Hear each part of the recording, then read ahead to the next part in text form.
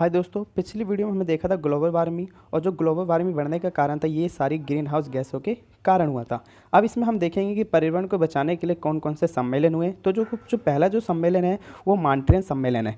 तो ये जो मॉन्ट्रियल सम्मेलन हुआ ये 1987 मतलब 1987 हुआ। ये कनाडा में हुआ। कनाडा में एक शहर है मॉन्ट्रियल, वहाँ पर हुआ। इसमें जब जो सदस्य संख्या थी वो 33 थी और यहाँ पे एक रिपोर्ट पेश की गई। उस रिपोर्ट का नाम था बर्टलैंड रिपोर्ट। अब इसमें क्या हुआ कि इस रिपोर्ट की जो थीम रखी गई वो रखी गई ओवर कॉमन फ्यूचर, मतलब हमारा साझा भविष्य। साझा का मतलब सभी, हमारा सभी का भविष्य। देखो, अगर जलवायु परिवर्तन होता है तो ये बात तय है, इससे केवल एक देश नहीं बल्कि विश्व के सभी देश का भविष्य प्रभावित होगा। और इस रिपोर्ट का अर्थ यही था कि जिस प्रकार से जलवायु परिवर्तन हो रहा है तो उसका प्रभाव केवल एक देश पे नहीं बल्कि विश्व के सभी देशों पे पड़ेगा। यही था हमारा साझा भविष्य, कोई अलग नहीं है। और साथ साथ इसमें सभी देशों को कहा गया कि आप स्थायी विकास की अवधारणा को अपनाओ, मतलब टिकाऊ विकास की अवधारणा को, जिसे सस्टेनेबल डेवलपमेंट के नाम से जाना जाता है। तो ये सस्टेनेबल डेवलपमेंट का अर्थ क्या होता है? तो देखो, पर्यावरण को नुकसान पहुँचाए बिना ही अपना आर्थिक विकास करना, मतलब पर्यावरण को नुकसान मत पहुँचाओ, ग्रीन हाउस गैसों का उत्सर्जन मत करो और आप अपना आर्थिक विकास भी करते चलो। इससे कोई स्थायी विकास और टिकाऊ विकास कहते हैं। और क्योंकि तभी पृथ्वी को बचाया जा सकता है, मतलब इस मॉन्ट्रियल सम्मेलन में कहा गया। फिर क्या हुआ कि 5 साल बाद इस सम्मेलन में और इस रिपोर्ट जो थी स्थायी विकास के अवधारणा में कई सारे लोगों को जोड़ने के लिए 5 साल बाद एक सम्मेलन और हुआ जिसे पृथ्वी सम्मेलन के नाम से जाना गया। और ये जो पृथ्वी सम्मेलन हुआ ये 1992 में हुआ। और ये जो स्थान था वो था रियो डी जनेरिया, ये ब्राज़ील में पड़ता है, ये एक शहर है। और इस सम्मेलन को एक अलग नाम से भी जाना जाता है जिसे रियो सम्मेलन कहते हैं। इसमें कई सारे रिपोर्ट पेश किए गए, जैसे कि एजेंडा 21। अब ये एजेंडा 21 क्या था इसकी चर्चा हम आगे करेंगे। और इसमें जो सदस्य संख्या थी वो 170 देश शामिल हुए थे। हज़ारों एनजीओ आए थे पर्यावरण को बचाने के लिए, साथ साथ बहुत बड़ी बड़ी कंपनियां भी इसमें शामिल हुई थी। और ये भी देखेंगे कि इसमें किस किस चीज़ की बात की चर्चा की गई। देखो, चर्चा एक तो ये हुई कि जो पर्यावरण को जो सबसे ज़्यादा जो नुकसान पहुँचाया है वो विकसित देशों ने पहुँचाया है जो उत्तरी गोलार्ध में रहते हैं। देखो, गोलार्ध क्या होता है? जैसे कि मान लो पृथ्वी गोल है, इसको 2 भागों में बांट दो। ऊपर वाला है वो नॉर्थ है, नीचे वाला साउथ है, मतलब दक्षिण है। तो ये जो नॉर्थ है, यहाँ पे जो विकसित देश है उन देशों को पर्यावरण नुकसान का जिम्मेदार माना गया।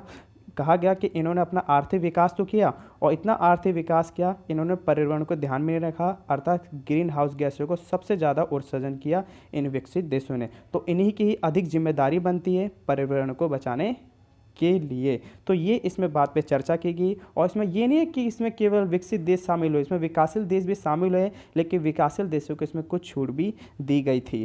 ठीक है, अब इसमें एक एजेंडा कार्यक्रम पेश किया गया कि सभी देशों का एजेंडा का मतलब कार्यक्रम अपनाना। देखो, इसको स्वीकार किया गया, लागू होने की भी बात नहीं की गई। ये क्या था? एक तो कहा गया कि सभी देशों को स्थायी विकास अपनाना होगा, आपको महासागर की रक्षा करनी होगी, कम रसायन का उत्पन्न करना होगा जिससे तापमान ना बढ़े, और यहाँ तक कि जो जैव विविधता जैसे है उनका संरक्षण करना है। जैव विविधता दोस्तों वही हमारे जो जानवर कह सकते हो, हमारे जानवर होते हैं वो जैव विविधता कह सकते हो, पशु हो सकते हो, वनस्पति हो सकती है, वो जैव विविधता होती है। कचरा निपटान करना, आप समुद्र में इतने सारे कचरे फेंक देते हो जिससे वहाँ पे कई सारे जीव मर जाते हैं, तो उसका निपटान करना। गरीबी उन्मूलन में सहायता करना है। ऐसे कई सारे एजेंडा मत कार्यक्रम थे जिसे एजेंडा 21 के नाम से जाना जाता है। साथ ही साथ इस सम्मेलन में एक समझौता हुआ। समझौते तो अनेक हुए लेकिन उसमें से एक महत्वपूर्ण समझौता था, वो था UNFCCC। अभी आप इसकी फुल फॉर्म पे न जाओ, इसको मैं बाद में आपको लिखवा दूंगा, है United nation framework convention on climate change. अब ये क्या था? ये देखो, पर्यावरण संरक्षण से संबंधित एक समझौता था। और क्या हुआ कि इस समझौते में और देशों को जोड़ने के लिए और पर्यावरण को बढ़ावा देने के लिए हर साल एक बैठक होती है इस समझौते को लेकर। उस बैठक का नाम होता है COP, मतलब कॉन्फ्रेंस ऑफ द पार्टी।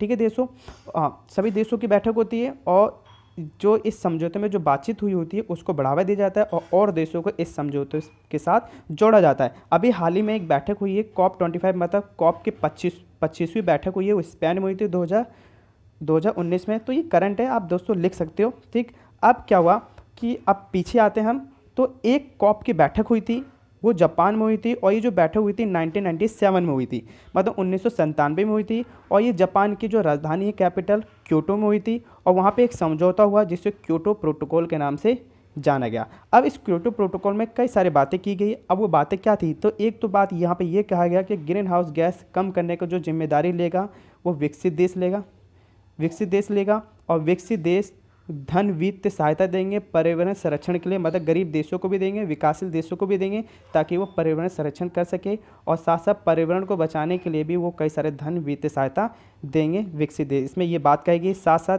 इसमें सभी देशों ने संकल्प लिया कि हम विश्व में 2 डिग्री से कम तापमान रखेंगे, मतलब सेल्सियस को बढ़ने नहीं देंगे, जिससे ग्लोबल वार्मिंग की समस्या उत्पन्न हो। साथ साथ विकासशील देशों को इसमें छूट दी गई कि आप अपना आर्थिक विकास कर सकते हो, जैसे कि भारत, चीन, श्रीलंका जैसे अनेक देश थे।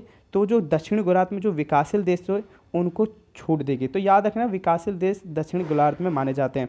आगे है कि भारत ने इस समझौता जो हुआ था क्योटो प्रोटोकॉल, इसके साथ 2002 में जुड़ गया। ठीक है। अब जो देशों के सामने जो चुनौती है वो क्या है, देखो जो चुनौती है, अमीर देश है जो नॉर्थ पोल में पड़ते हैं, उनके सामने चुनौती क्या है, वो है ग्रीन हाउस गैस को कम करना, पर्यावरण को बचाना। जबकि अगर गरीब देश, विकासशील देश, अगर वो पर्यावरण को बचाएगा तो अपना विकास कर ही नहीं पाएगा। तो उसके सामने जो चुनौती है वो आर्थिक विकास की है। मतलब जो गरीब देश है वो दक्षिणी गोलार्ध में पड़ते हैं। तो ये चुनौतियाँ हैं दोस्तों। तो दोस्तों इस वीडियो में इतनी, मिलते हैं अगली वीडियो में। वीडियो देखने के लिए धन्यवाद।